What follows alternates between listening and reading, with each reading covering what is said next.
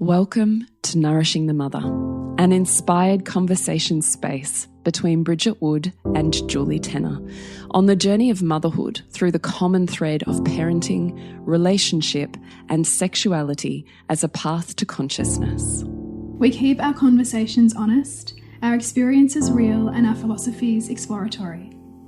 We believe that in order to raise incredible humans, we first have to raise ourselves. We know that in order to rock the family, you've got to nourish the mother.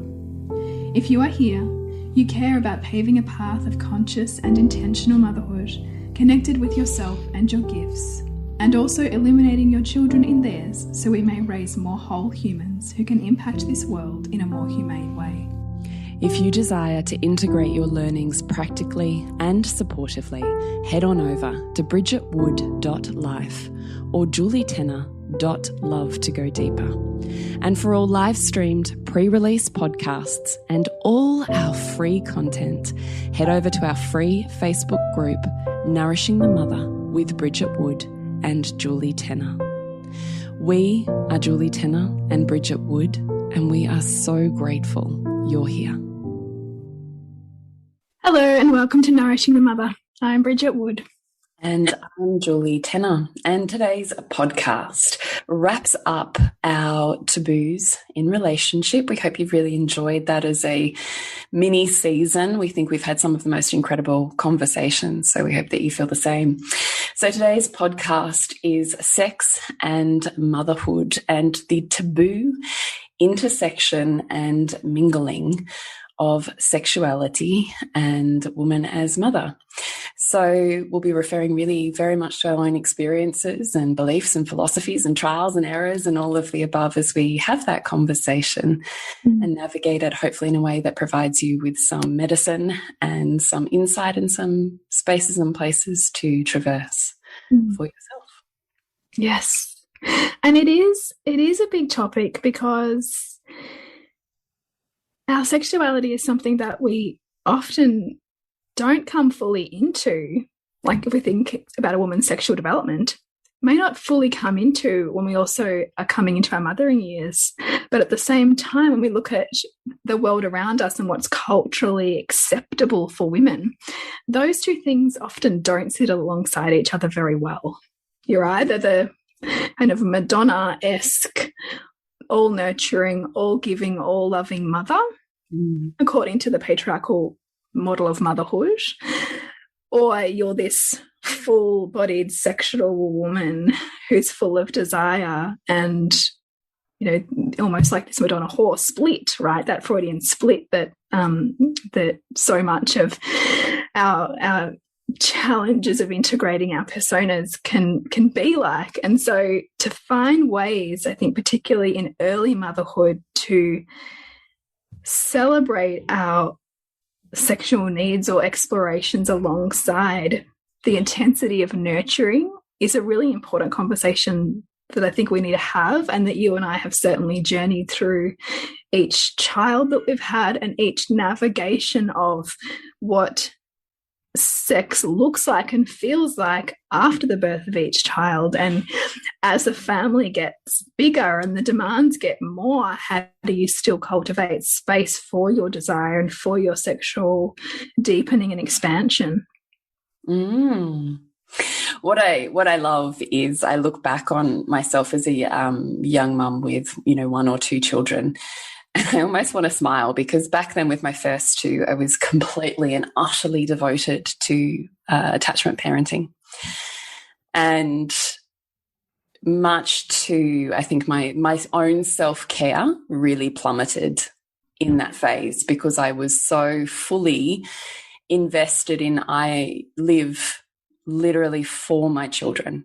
And anytime I don't meet their needs, it was a crushing, what felt like a return or a blow to you're just like your mother, and there was no part of me that could stand that. So I would rather be a completely self-sacrificing to the point of, I would say, self-punishing martyr than claim any of that space for myself. And I remember being very much invested in that. And it's a very loving space when you're in those communities of women and their children, very loving, very attachment focused, very emotionally aware and tuned in, which is such a beautiful space to be in. But I can remember all of us having these conversations or belief systems around, you know, the intensity of these young years. And then there'll be a time where they don't need us. There's not that same koala care, and that my body isn't also their body. You know, I'm not feeding and sleeping them on my body all of the time. So at some point, you know, that'll come back to me. And I kind of smile at my naivety, I'm going to say, because it does not get easier. What happens is your children get older and more aware, and they stay up later, potentially even staying up beyond when you might want to go to bed. And there is no parent time. There is no you time. There is always ears that are open and listening, and eyes that are sitting right next to you. And it might change, but the intensity and the consistency of it doesn't. So the reason I say that is I used to think, oh, you know, once my kids are, you know, old enough and they're teenagers, and it's going to be so fine because we'll have our time back because we'll have done the intensive years of parenting, and then we'll just have us. And that is not true. Says you with a 15-year-old and a 13-year-old. Yeah, that is not true, because the emotional holding that's required of teenagers and the self-regulation that is required to hold them as they develop / yourself as you witness their development or resistance. It is literally like you go back to the beginning of parenting, only it's this confusing dichotomy because they're in these enormous bodies with these enormous vocabularies, and you can't move them by picking them up. Yeah. So what I can see is the intensity is still absolutely there, and they're awake and around all the time, which is absolutely my choice. So I can see the way that other parents have navigated through that is by having, you know, the huge McMansion and everybody has their own space. And there's a certain time where we all just disappear into our own private bedrooms to have our own private screen time and nobody intermingles. I can see that that is one way of maintaining a level of space and potentially still an intimate sexual relationship in the space of older children. But that's not my choice. My choice is a small house where we're forced to be up in each other's business, because my philosophy is that we have more opportunities to smooth our sharp edges and more capacity to grow our intellectual and relational IQ, and that my growth is not separate to that.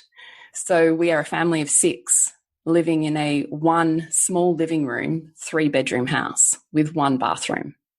It's a very small house. And I don't wish to change that at all.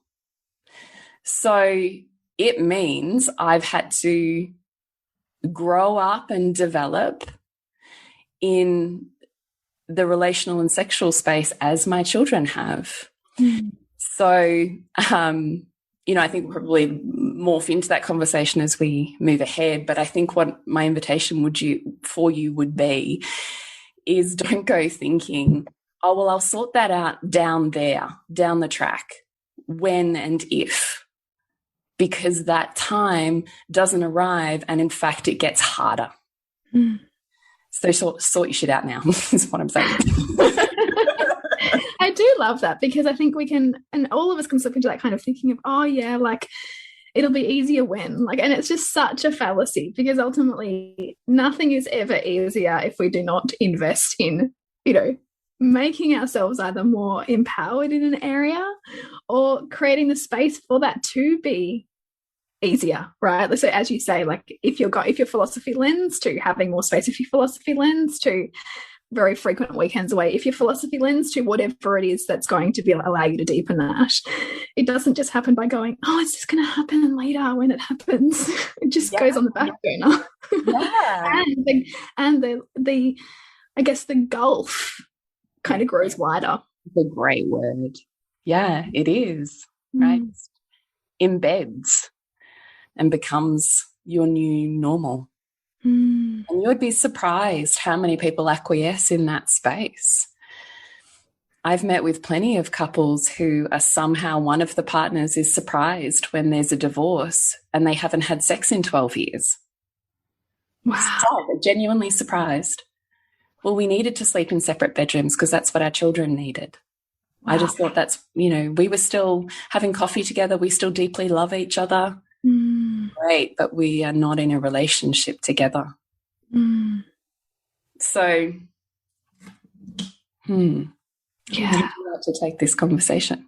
Yeah, I mean, as you were thinking about, as I was talking actually then about, you know, it doesn't just kind of happen if you just say one day down the track it's going to happen.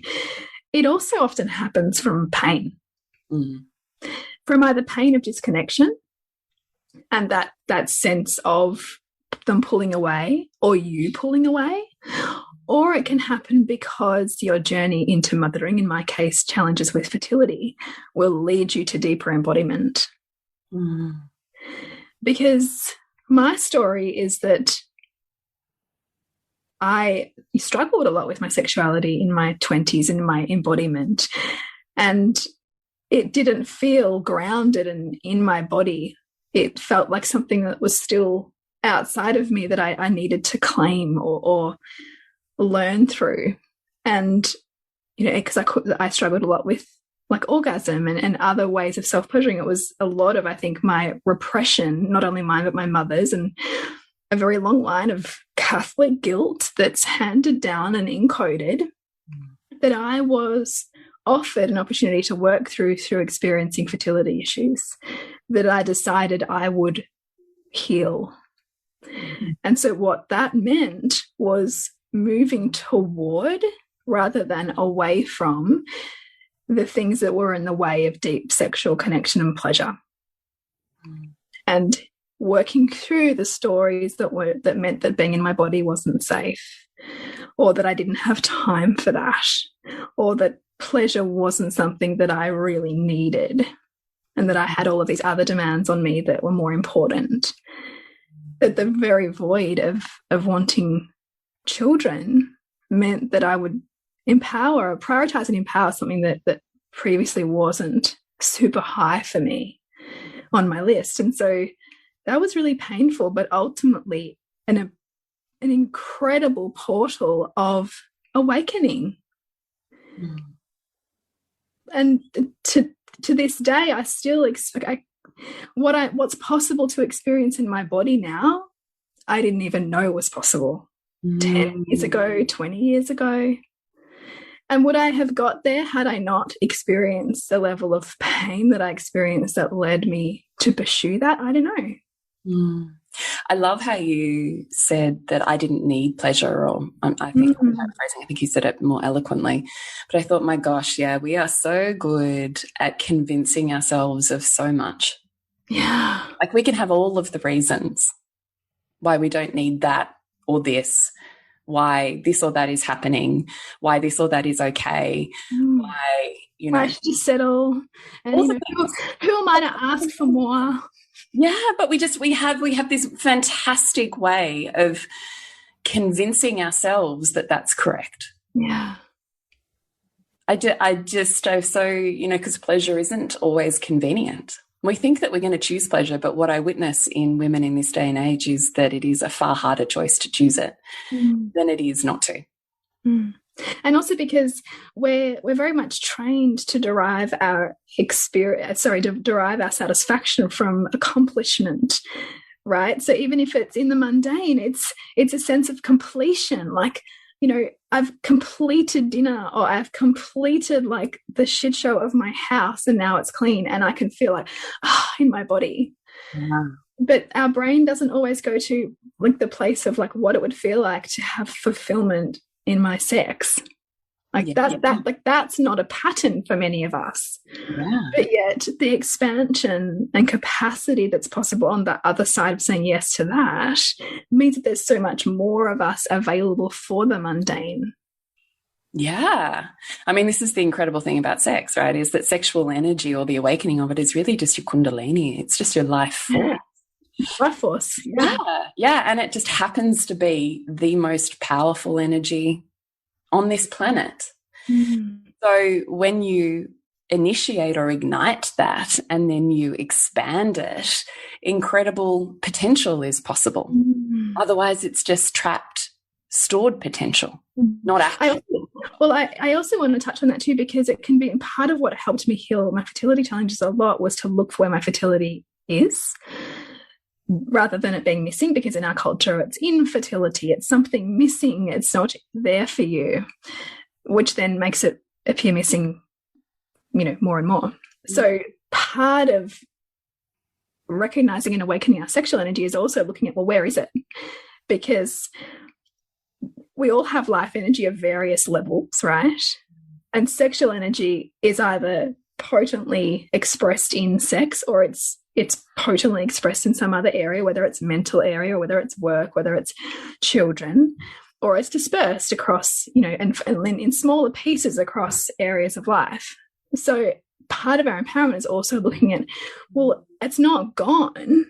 I don't not have sexual energy. It's just that I haven't chosen in my life so far to bring it into my body in a way that is embodied and directed towards my feelings of pleasure in my pleasure centers.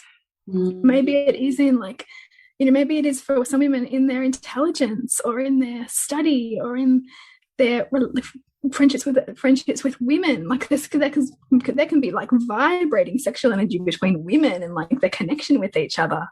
And so part of, I think, a way to help women not self-minimize when we get on the topic of sex because they feel like they're not enough or they never meet their bar of their partner or maybe what they perceive their culture says they need to be, is to look at, okay, well, I obviously have it, so just where is it right now?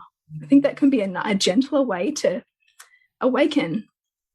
Definitely. I think that's incredibly beautiful and healing and potent to see how you are everything. Nothing's missing. And all it is, am I living my fullness, or would I like my life or my reality right now to look a little different?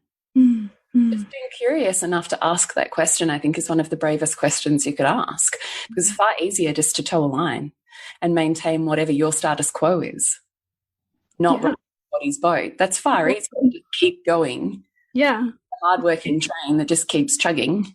Far easier to do that than to stop and go, hang on, what am I choosing here? You're still choosing. Whatever you're choosing. No one's without choice. And also whatever you're choosing will have challenge. Right. Because you can't escape it. Yeah, it's either the challenge of growing into something new, like this area, or the challenge of facing what you're feeling resentful towards. Yeah, so I just think being willing to be vulnerable enough just with yourself to begin with, to have the conversation with yourself, which is, what would I like this to be? What would I like it to be instead? Is this me living my fullness? Do I want, desire, wish for something to be slightly different to what it is? And if so, what is that? And then the next question from that would be, how? Not, I can't. Yeah. How? Please get fucking creative. I actually sometimes want to beat my head against a brick wall when we get asked, particularly on social media, yeah, but how am I supposed to do that? Because I have all of these things that prevent me from doing it. And I'm like, bullshit. No, I don't say that on social media, but that's what I want to say. Which is, you are always choosing. And you always have choice.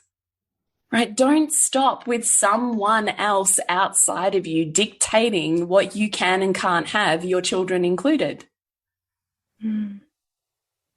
Right? Like, there is always a way to get creative. I can't tell you the thousands of ways I've had to get creative to get it, because I haven't grown up in my parenting with a support network that's a family or friends.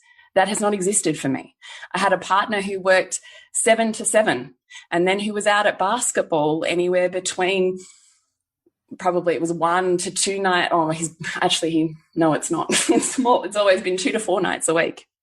So whilst I'm not a single parent, the majority of the parenting is done by me. And I fully breastfed my children until they were toddlers, all the things.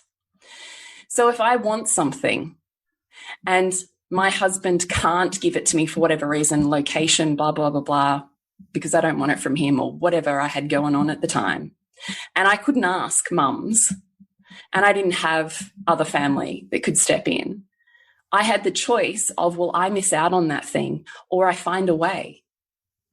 So I found a way, because I am not the person that goes, oh, well, guess I can't have that then. I'm like, nope, I'm having that thing. I just keep going until I find it. And that doesn't mean I find it the first time, but I'm resilient enough that I don't collapse when something or someone goes no.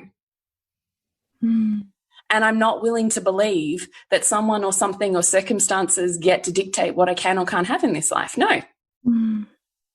So I keep going until I find it.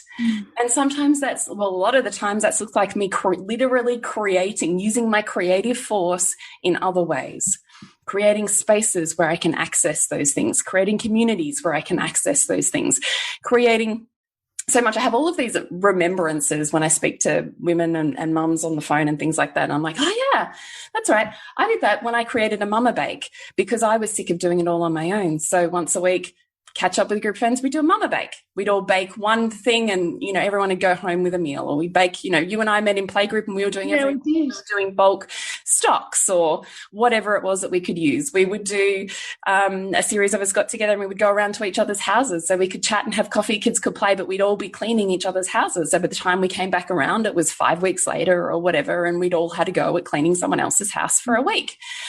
Like I've always, I don't have babysitting. Cool. So I found some local neighborhood kids that I could pay $5 an hour for, who would come and babysit my children just so in the house with me, just so they could play, so that I could whatever, rest, get to the cleaning I hadn't done, work, like find a way, get creative. Yeah. Don't stop at, I can't. The question is, how can I? And spitball.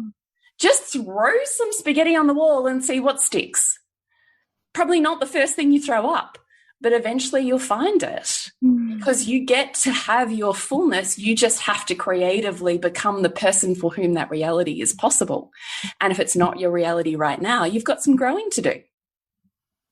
That's okay. But that's all it is. It's not, I don't get to have that. It's just, I've got to grow to get that. Cool. And it's about, like, and I'm sure I talked about this before, it's like, let that space between where you are and where you want to be inspire you and drive you, and not allow you to shrink and collapse in, what feels like too expansive to meet. It's like, how do I rise to that? And even being with the edges and the discomfort and the part of you that just wants to say, I can't, because it's easier to say I can't, but actually there's a bigger part of you that says, no, I want that. So how am I going to do that? Yeah, how do I honor that? Because it's actually harder to honor yourself than it is to negate and ignore yourself. And even if we bring it back around to, sex and motherhood or relationship, when we can very easily slip into he wouldn't want to do that anyway, or he can't meet me, or he doesn't understand. That's also you not being willing to meet yourself.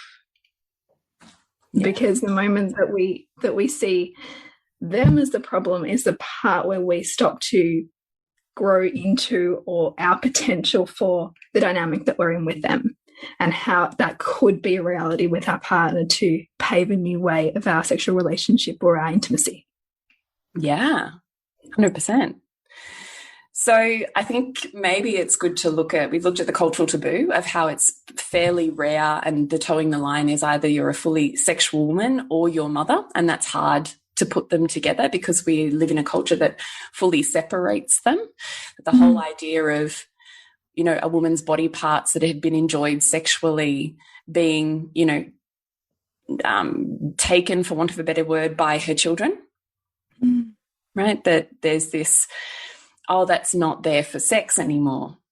that there's this real split between what her body is allowed to be used for and not allowed for you to be used for, what's sexual and what's not sexual, what's creation and what's not creation, that there's this split in the psychology, in the emotionality, and in the physical way that we objectify a woman's body. So, which also speaks to why so many, men can struggle after birth, because of the ways in which they've been repeatedly fed imagery of the sexualized nature of, the women's, genitalia or body parts, and then the confronting reality of what it's like for those to birth life. And there's not a framework for many men for how to, kind of allow both of those to exist alongside each other and essentially integrate. Yeah, 100%. Yeah, absolutely. So maybe let's talk about how we ourselves have morphed with our lived experience of the fully attached, fully lactating woman, sexual woman. I loved your fertility story. Do you want to continue? Yeah, I'm even thinking about that. Because I've been breastfeeding now, so I'm still feeding my toddler, she's just turned 2. I don't feed her on demand, so I feed her at one time in a day. But so I've been breastfeeding now for 7 years, like stop and start. And in that time, I have been able to move from lactation to feeling extreme full body pleasure from that area of my body being aroused. And I even actually recall, I think it was one time when I was in Queen's School with you, and I think my youngest must have been maybe 4 or 5 months old, and I was having this incredible experience with my husband. And then she woke up, and it was at that age when I was feeding her back to sleep. And so I had kind of had to like take off my like sexual woman hat for a minute and go and feed her back to sleep, and then get back in my body and pick up where I left off. And I managed to do that transition quite effortlessly. And I was like, fuck, like this is big integration work to be able to allow those two to exist. And to, there was even a part of me, like that very attachment mother, in me, who could hear her crying out for me, but was experiencing my pleasure and didn't really want to go. Like, and to be able to allow both of those to be okay, like for me to be both, a good mother and a fully embodied sexual woman. That's and that both of those were part of my fullness and my expression, and were there for me to claim and own and live. So that was that was kind of a pinnacle moment for me to see those two as able to exist quite effortlessly in that experience, and nobody have to lose, So what do you see is different from how you navigated that to how you might have previously? I just don't think that my body could have, I don't think that there was I just don't think I would have felt the sexual desire there to be able to transition back to the sex again. I kind of there would have been part of me, I think, that maybe there might have been some shame come in, or just a bit of, maybe just part of that struggle of that Madonna-Whore dichotomy of like, can I be that and this? And is that safe to like fully give to my child and then kind of come back and be in intimacy, and then potentially that child need me again? And can I coexist in those roles? And there would have been parts of me that shrunk in trying to do that. I just don't think that I could have been as fully in it in the experience. What's different though? What has made you have the desire that you're talking about in your body that's different? For me, it's prioritizing it and seeing it as worthy for my expression and pleasure and fullness as a woman, and that being just as valuable as all of my other pursuits, as opposed to something that is nice to have and that happens when it happens. It became something that I actively prioritize, because you can't wait in motherhood with more children. You can't just, it'll happen when it happens, when I'm turned on, you can't do that. It's not the same thing, especially when you're bed sharing and There's not that spontaneous middle of the night sex that happens when you're bed hopping. Yeah. Because you've got children who are coming in and out of the bed of all hours. So you need to create time and space. And in the creating of time and space, you then create energy that goes there, and that energy is then reciprocated, which creates energy in other pockets of the day, which contributes to the depth of feeling and expression in those pockets of time that you are creating for that. So that's what shifts it, I think. Yeah. I love that response. I think that's incredibly powerful, to actively prioritize your sexual empowerment, fulfillment. Because you're knowing, what I'm hearing from that is you're going, I get to have my fullness. I don't get to be this, I don't have to be a partial me. I get the full me. But that just means I'm actively creating structure for all those facets of me, rather than only creating structure for the parenting facet of me or the work facet of me, and then completely letting go of structure in the relationship or sexual facet of me. Right? Yeah, exactly. And even as you're talking, I'm thinking about like conversations you and I have had where over time, as we've begun to prioritize our work alongside our parenting more, and it not be something that just fits in when we have time, we've then had to grow up the parts of ourselves that say to those around us, this is important. I'm taking this time, and allow others to have to adjust to that. Or us to almost like remind ourselves, oh yeah, like you're choosing this, remember? Like don't go down that thinking that says it's not important. You're choosing this. And so I think it's the same thing in many ways. It's like, oh yeah, like I need this right now. This is for me. Even just now as we're talking, like I could hear my youngest banging on the door and like crying at the door, and like, no, I'm choosing my work and my expression right now. Someone else will meet her needs. It's not my responsibility right now. Same thing with carving out space for our sexuality. Is this is nourishing to me and my relationship, which becomes nourishing to my family. What do you think about the narrative of sex is another thing on my list and it's not nourishing to me? Well, then I think it's in almost performance. It's not actually an embodied desire then. It's seen as something that someone else is taking from you, not something that you're seeking to be fulfilled by. That's how I would see that. Yeah, that's how I see that too, is actually good sex fills you up. Yes. Fills you up as if you were this beautiful vase of flowers and you get re-topped up with this full vase of fresh water. Good sex fills you up. Bad sex or shit sex or taking sex drains you and empties you. So what would you say to a woman who's finding herself in that pattern of feeling like she has to show up for sex and she doesn't enjoy it? How does she having sex? how does she begin to, first of all, be with the reality of that landing in her body? Because maybe someone's listening right now going, that's me. Yeah. And accepting that there's parts of her that's acquiesced over time that's led her there. Yeah. And how to be both gentle with herself as she accepts that. Yeah.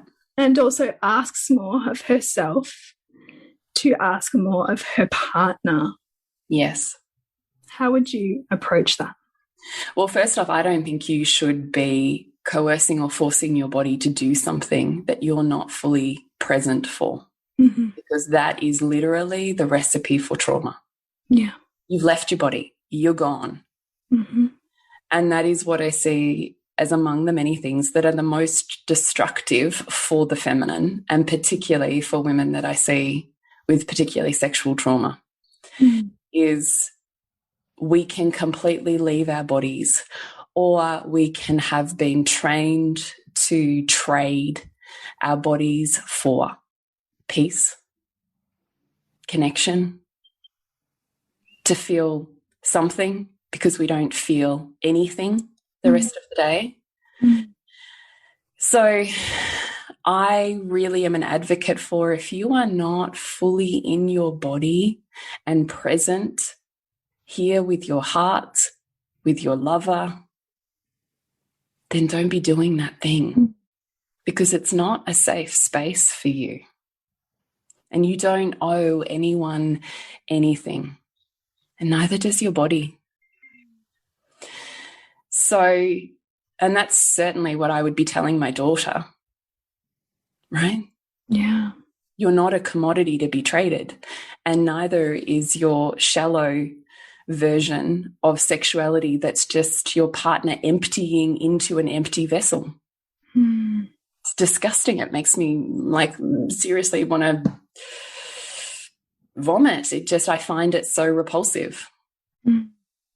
It's not okay. And I hate that we live in a culture that in some ways makes that okay. I think that, you know, if I don't know if this is true for you, but I certainly feel like that's how I was sexualized as a teenager. Like, yeah, totally. That was what sexuality essentially was totally your plaything. Totally. And it is the thing that I see gets in the way of a lot of relationship is a masculine partner who has this desire to empty themselves into their partner, not because they really want to use sex to take their partner somewhere better, not because they want to use sexuality as an expression of love to move love and vitality through her body and take her somewhere deeper. It's not for her. It's not centered on her. It's all centered around the penis. And I'm not okay with that. But this for many women and for many couples will be a complete paradigm shift. Yeah.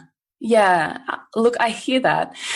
I'm just coming at it from the perspective of if sex is emptying for you, just stop the activity that you're doing. It doesn't mean the entire sexual. I mean, the other thing I would say is, you know, I'm being provocative here because I want you to tell this story.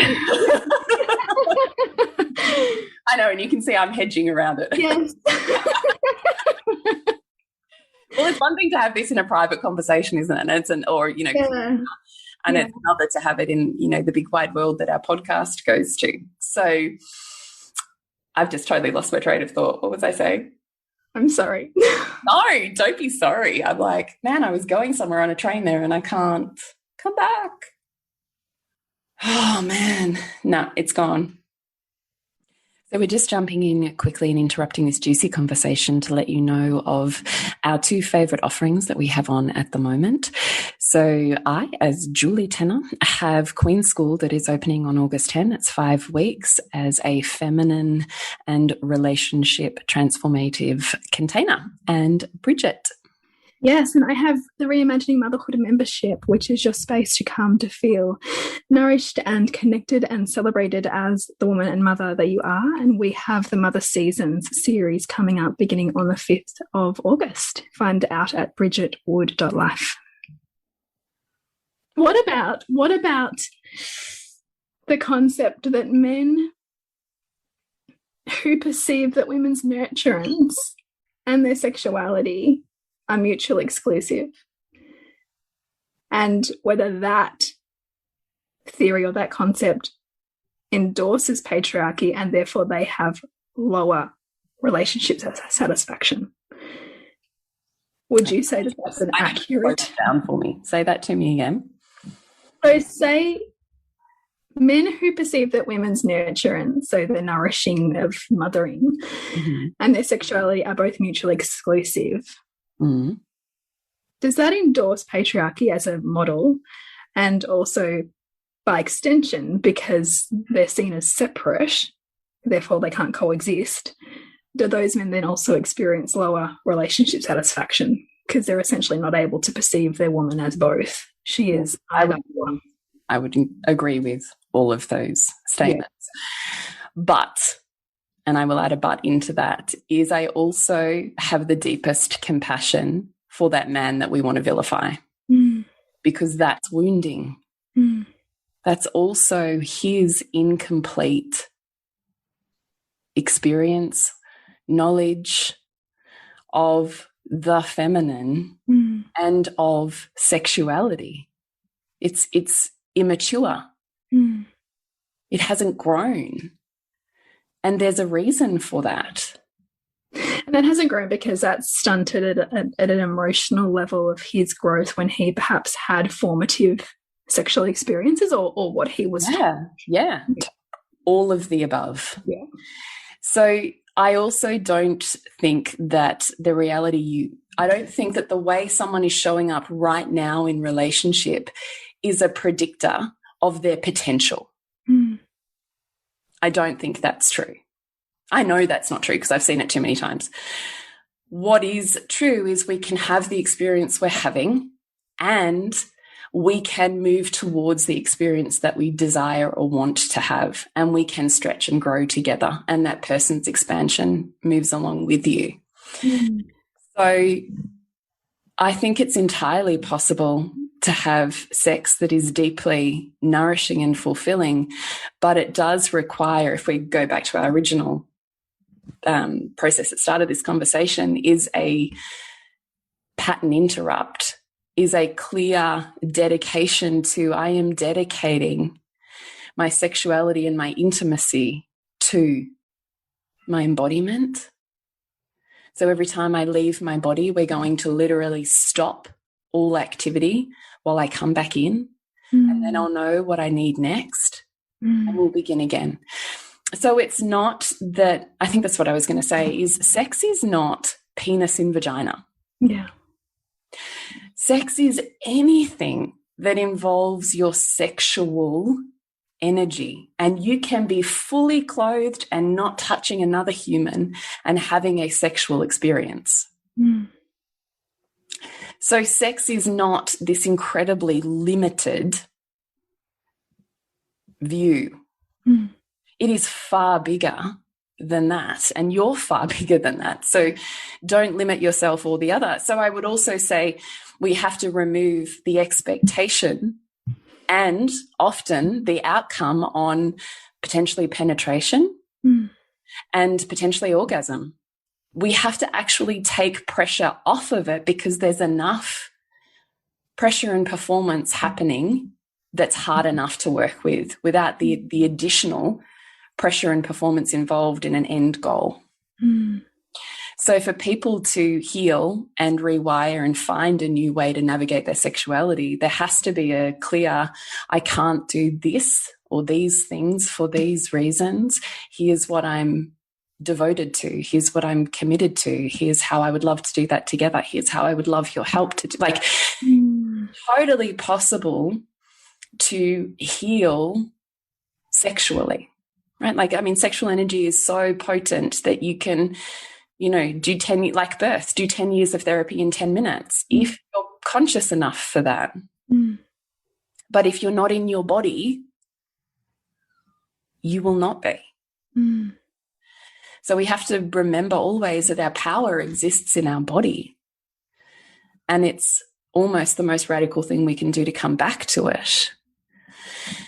So I would like to see a version of sexuality that involves being really connected to our body, not outside of it, because as we know, if we're judging it, we're not even in it. Not continuing to trade it as a commodity. Knowing how to give and receive love and connection in an innumerable number of ways. And I would like to see the growth of emotional intelligence that brings up when you're denied. Yeah. Because, you know, I also find that pretty repulsive, that need or overt control or power, I also find repulsive. So, can you elaborate? What do you mean there in terms of being denied sexual gratification? Yeah. And being able to handle your own emotions. Do you completely, you know, crack the shits and just rant about what you're not getting? Or are you actually invested in having, in inverted commas, sex, interweaving yourself, being in for the expansion of your partner? Because largely what I see is we just stop at me. Me and my genitals and my needs and my wants and my hurt and my pain. Right. Well, then we know what type of sex you're having then. Because it should be about the other person. And I'm using my fullness, gifting my fullness to fill that person, to make them bigger, better, greater, stronger, healthier, opened. Like it's a gifting. It's not a taking. I love that you've talked about this, because actually certainly deepening my awareness of the masculine through lots of reading and also through Queen School really helped me understand and desire to pleasure my husband in ways that I hadn't really grasped beyond, I don't know, beyond so much of what we're cultured with, right? About men's needs or, you know, men's expression or release, whereas actually it's so much more than that.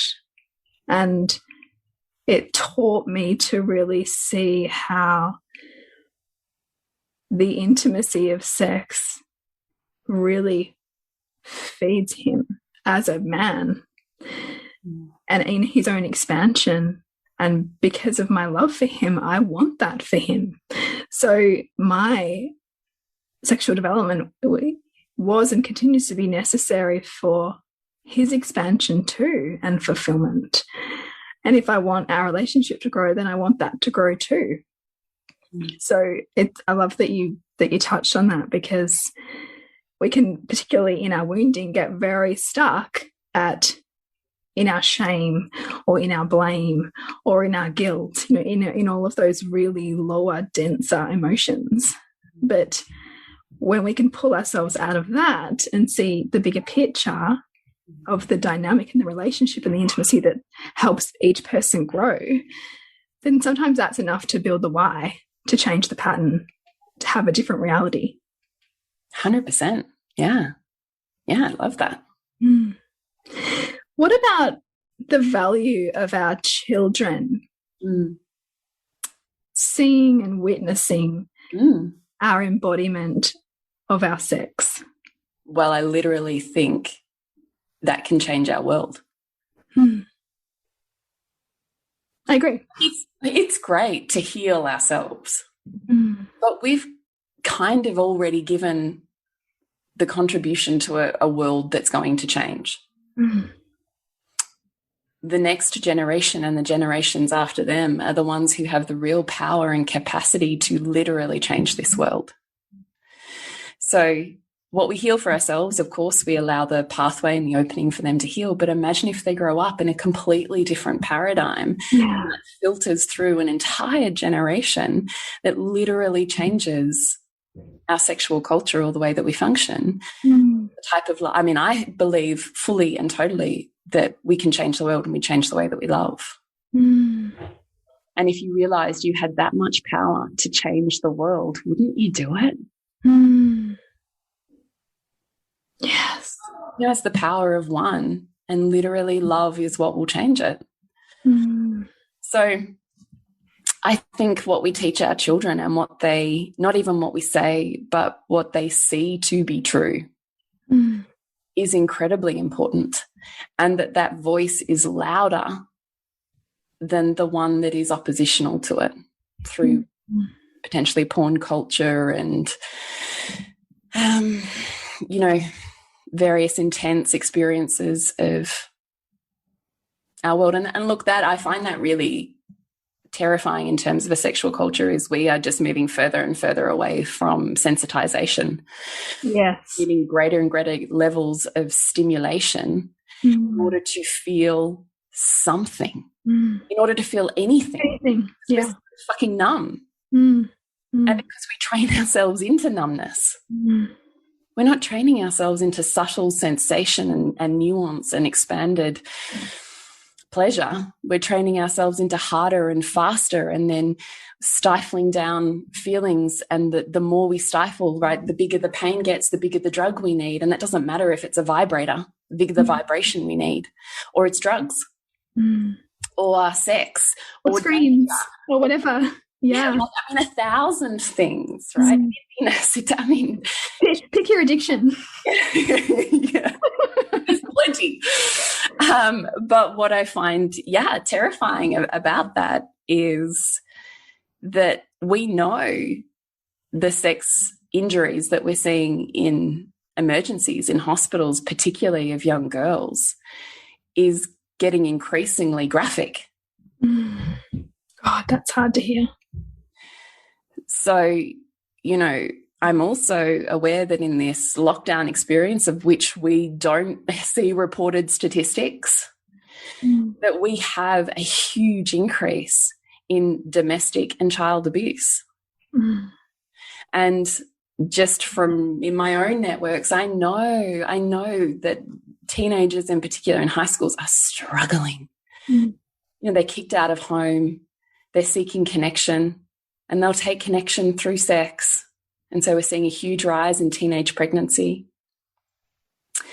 So my heart hurts at witnessing the ways that we abuse our sexuality, because I do see it as something that's inherently sacred and divine.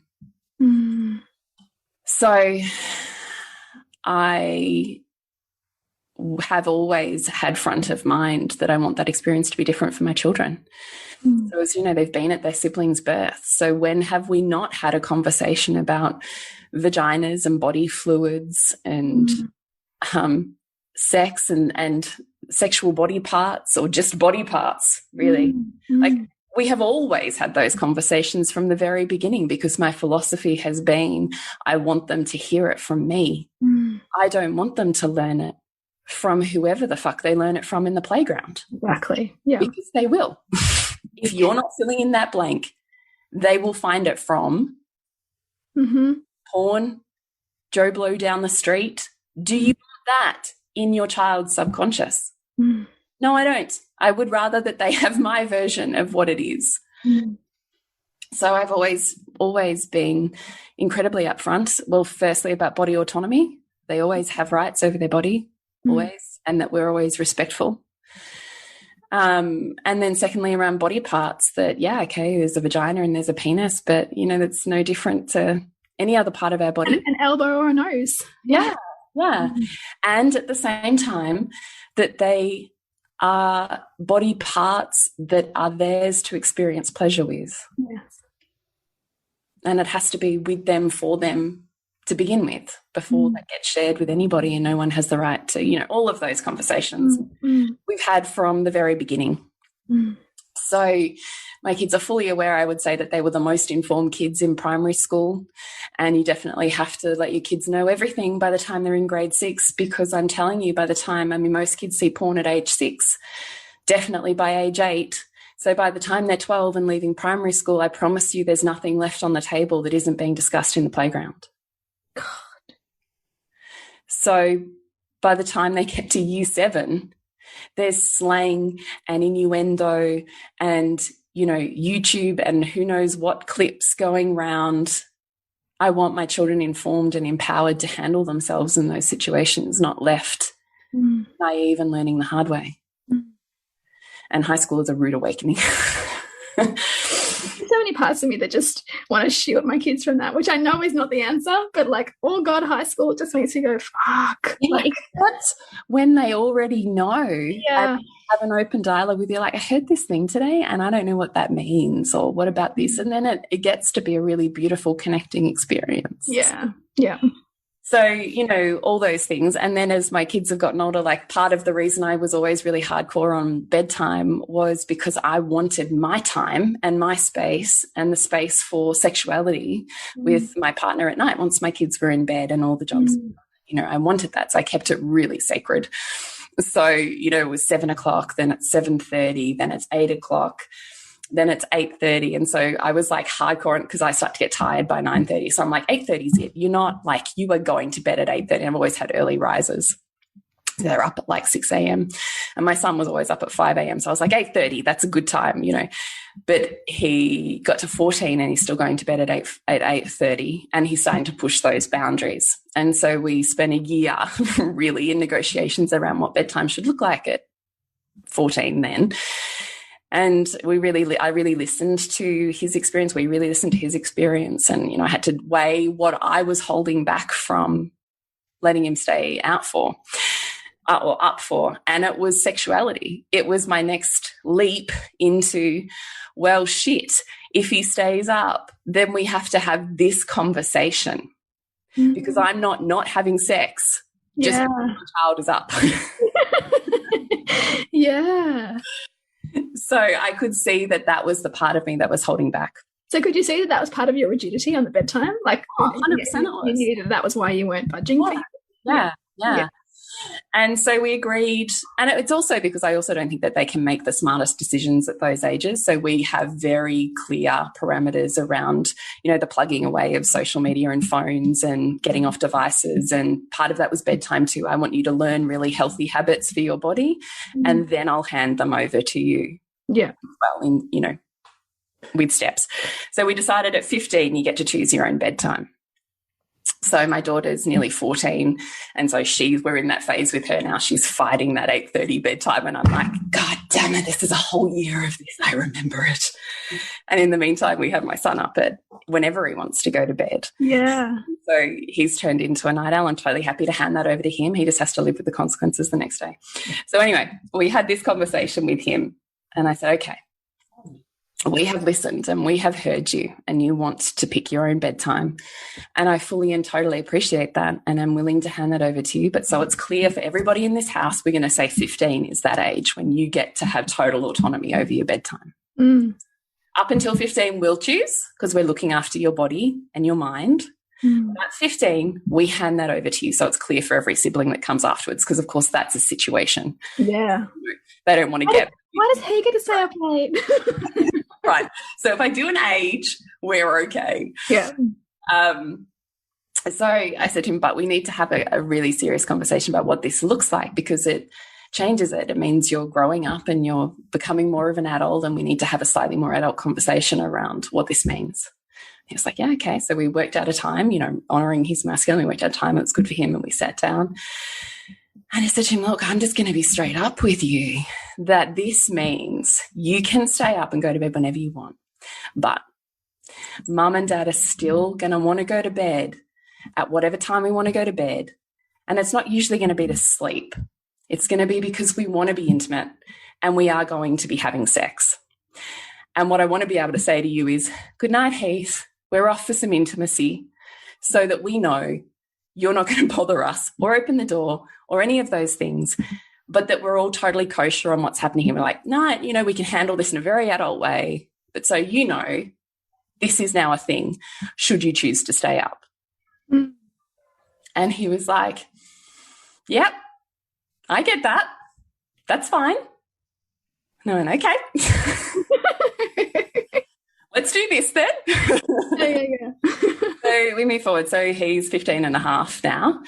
And that actually has been sensational.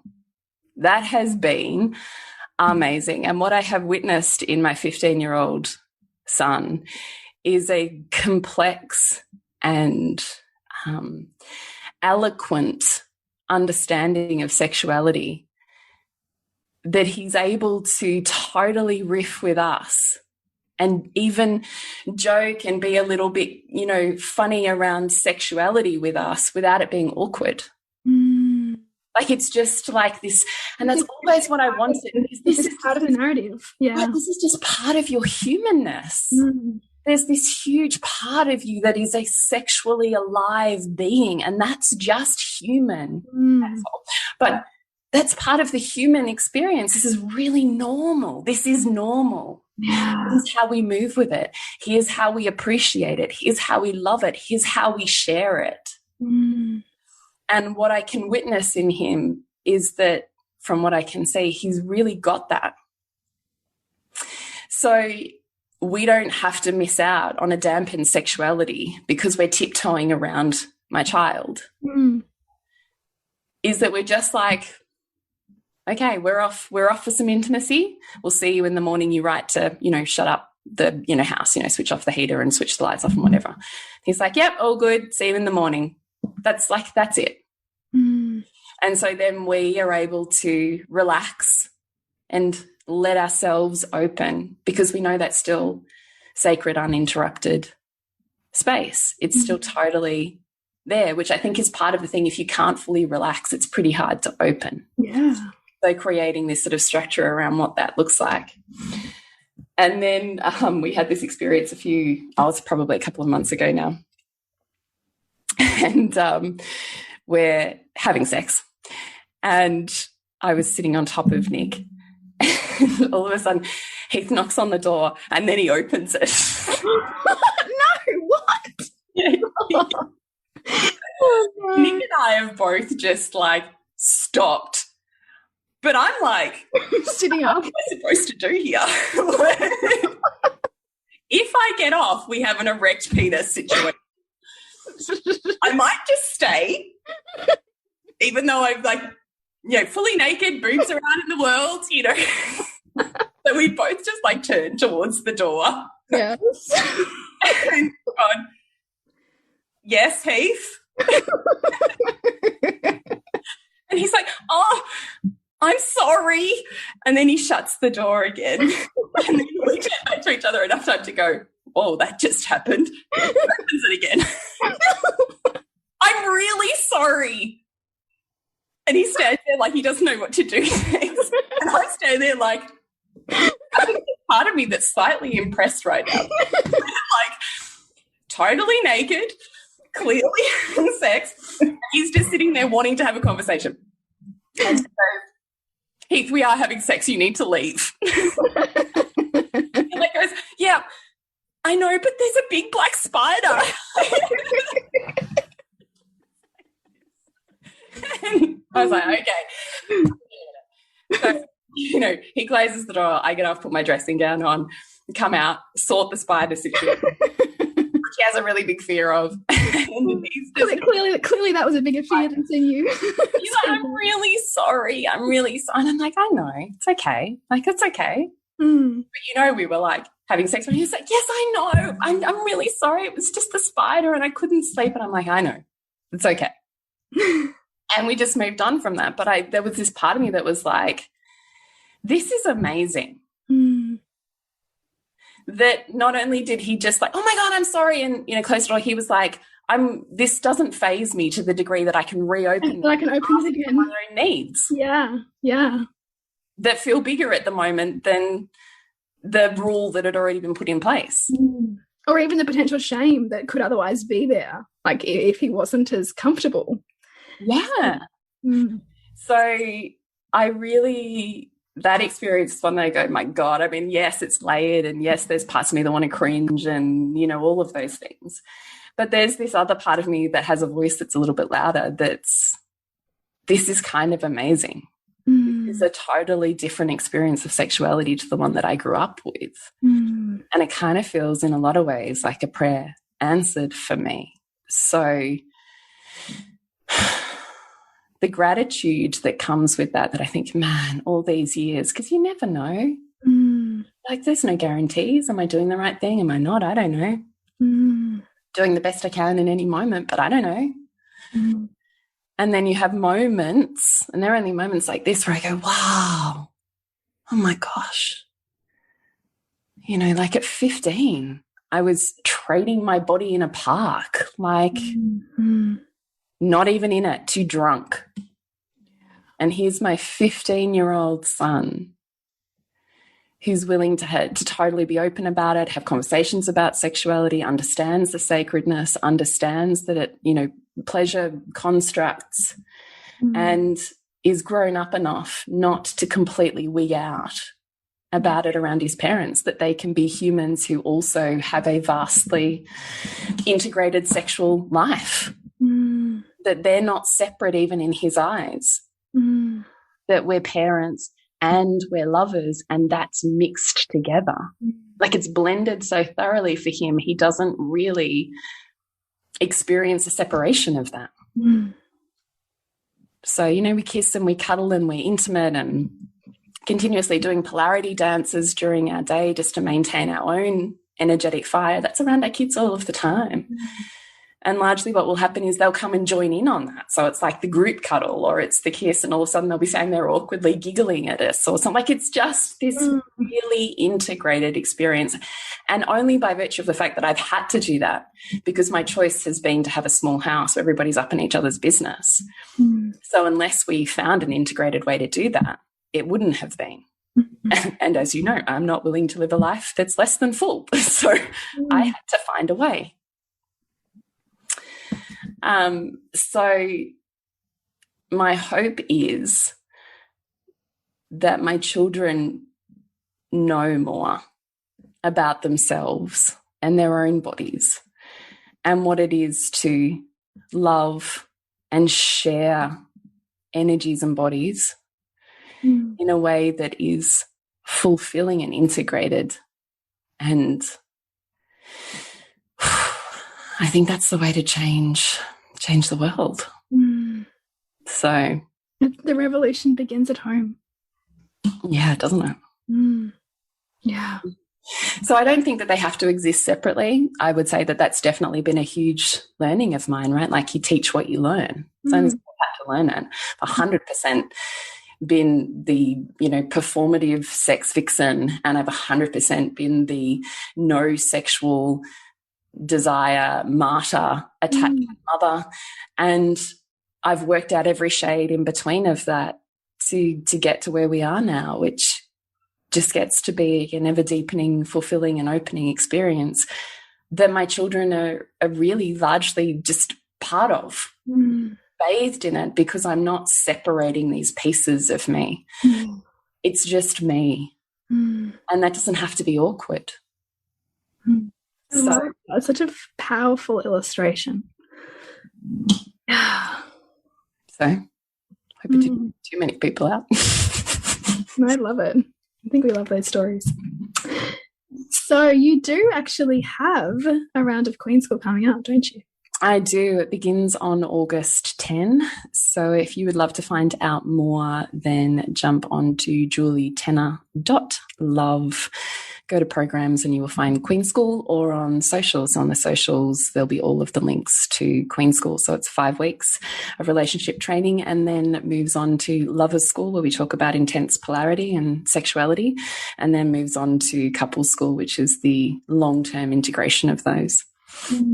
I love that pathway. That's so powerful, potent. Thanks. Yeah, I really love working with couples. So Queen School is really more of a self journey, and then couples can come in Lovers School and Couples School, but you can have the foundations of Queen School to really be able to play with the big girls, I would say. Beautiful. So to connect with you, Jules, is julietenner.love. julietenner.love, and to connect with you, Bridget. And have you got offerings on at the moment? Well, we have just transitioned Soul Driven Motherhood, the Nourishing the Mother membership, into Reimagining Motherhood with me, which I am super excited about. And we are about to begin a 4 to 6 weeks journey into the mother season. So different aspects of mother as she mothers her child, and what she'll come up against in herself and in dynamic with her children, and understanding the needs of those children at each stage, so that she can meet those needs of that child and also meet her in that experience. So it's very much taking the mother as woman on the journey through motherhood, not the mother who loses herself in motherhood. So I'm really excited for that. That begins this week. So you can find out more about that and the membership and everything that you can get as part of Reimagining Motherhood over at bridgetwood.life. And connect with you on socials? Is at _Bridget Wood _. So you can find, it's a bit of a tricky one. Make sure you get that exact one, because that is me. And you can also find those links on my website as well, bridgetwood.life. Perfect. Yes. So remember to nourish the woman to rock the family. And we'll see you next week when we continue to peel back the layers on your mothering journey. Thank you so much for listening. We literally couldn't do this without you. Please share this podcast with anyone you think it would be medicine for. If you desire to integrate your learnings practically and supportively into your life, then head on over to bridgetwood.life or julietenner.love to go deeper. And if you feel like giving back a little to this free content, please rate us on iTunes or Facebook, all of which helps the podcast reach more mamas who need this type of tonic for the soul.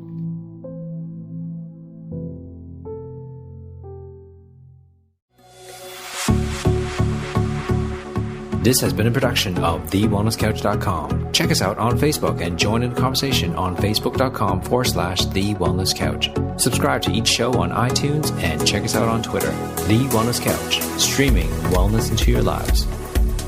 Whilst the Wellness Couch presenter endeavor to provide accurate and helpful information to their listeners, these podcasts cannot take into account individual circumstances and are not intended to be a substitute for health and medical advice from a qualified health professional. You should always seek the advice of a qualified health professional before acting on any of the information provided by any of the Wellness Couch podcasts.